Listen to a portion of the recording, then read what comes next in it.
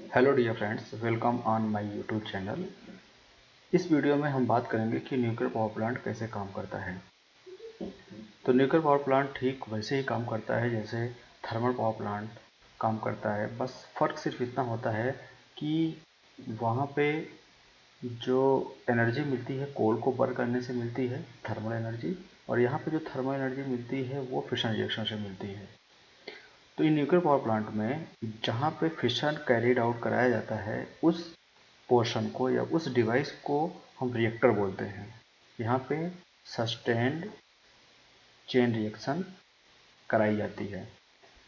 अब इस रिएक्शन में जो हीट निकलती है उसको एक कूलेंट के माध्यम से स्टीम जनरेटर में भेजा जाता है।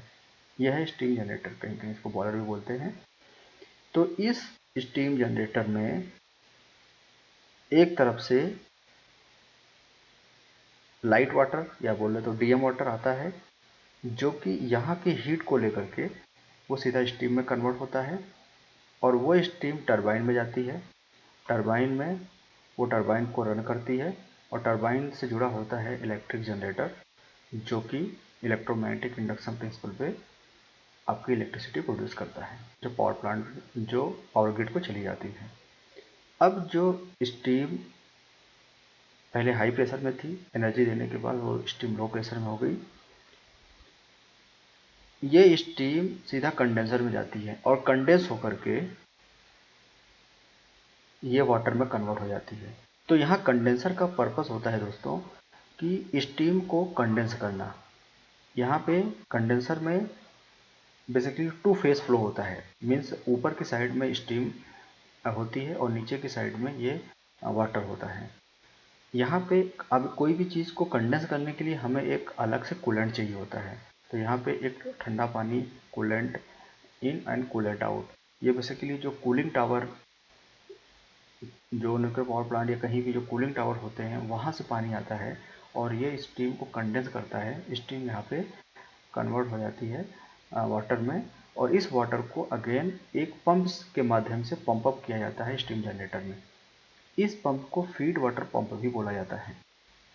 तो दोस्तों देखो, यहाँ पे दो साइकिल होती है। एक साइकिल जिसको प्राइमरी साइकिल बोलते हैं ये, और दूसरी साइकिल जो स्टीम साइकिल बोली जाती है वो ये होती है। दोनों साइकिल इंडिपेंडेंट होती हैं। इंडियन पीएचडब्ल्यूआर मतलब इंडियन न्यूक्लियर पावर प्लांट में, जो कि पीएचडब्ल्यूआर टाइप के प्लांट होते हैं, प्रेशराइज हैवी वाटर रिएक्टर होते हैं, उनमें ये कूलेंट हैवी वाटर होता है और यहाँ पे डीएम वाटर के थ्रू स्टीम प्रोड्यूस होती है। और ये कूलेंट बिल्कुल प्रेशराइज होता है, करीब 87 से 100 केजी के आसपास इसका प्रेशर रखा जाता है और ये सॉलिड फॉर्म में ही रहता है। मीन्स इसका थ्रू आउट पूरे सर्किट में कहीं भी इसका फेज चेंज ओवर नहीं होता। ये लिक्विड का लिक्विड ही बना रहता है और प्रेशर इसका लगभग मेंटेन रहा जाता है। और इस कूलेंट को एक जिस पंप के थ्रू सर्कुलेट कराया जाता है रिएक्टर से लेकर के स्टीम जनरेटर में, उसको बोलते हैं कूलेंट पंप। तो दोस्तों यहाँ पे ध्यान देने वाली बात क्या है, एक कूलेंट पंप हो गया जो कि कूलेंट को सर्कुलेट करता है और ये कूलेंट हीट रिएक्टर की हीट को निकाल करके स्टीम जनरेटर में भेजता है। तो इस तरीके से major component nuclear power plant के कौन से हो गए, reactor, steam generator, turbine generator set, condenser, feed water pump. अब दोस्तों यहाँ एक बात और कर लेते हैं कि जब स्टीम जनरेटर से स्टीम निकलती है तो वो उसका जो प्रेशर बहुत ज़्यादा होता है, वो बहुत हाई प्रेशर पे होती है। डिपेंड करता है कि कौन सा प्लांट है। न्यूक्लियर पावर प्लांट में सैचुरेटेड स्टीम यूज होती है और वो टरबाइन को रन करने के बाद अपनी अपनी काफ़ी एनर्जी लूज कर देता है। बची हुई एनर्जी वो यहाँ पे आप देखोगे तो रीहीट करने के काम में आती है, लेकिन रीहीट की बात हम नहीं करते हैं अभी, वो डिटेल में बाद में बात कर लेंगे। यहाँ कंडेंस होने के बाद लो प्रेशर की स्टीम लो प्रेशर के वाटर में कन्वर्ट हो जाती है। अब ये लो प्रेशर का वाटर हाई प्रेशर के वाटर में इस पंप के थ्रू कन्वर्ट किया जाता है, जो कि बॉयलर में या कह दो स्टीम जनरेटर में भेजा जाता है। यहाँ पे अगर हम कंडेंसर नहीं लगाते दोस्तों तो फिर क्या होता कि हमें लिक्विड और वाटर के मिक्सचर को पंप अप करना पड़ता, क्योंकि लो प्रेशर की स्टीम हो गई है तो इसमें दोनों फेस रहेंगे अब इस टाइम, और वो बहुत मुश्किल काम है, वो उसमें बहुत हाई एनर्जी चाहिए होती है, इसलिए उसको पहले कंडेंस करके ही ऊपर हमें भेजते हैं। तो अब दोस्तों और बात कर लेते हैं, रिएक्टर के अंदर एक रिएक्टर कोर होता है जहाँ पे पूरा का पूरा न्यूक्लियर फ्यूल रखा होता है, और इसको, ये जो ऊपर से रॉड दिख रही है इसको कंट्रोल रॉड बोला जाता है।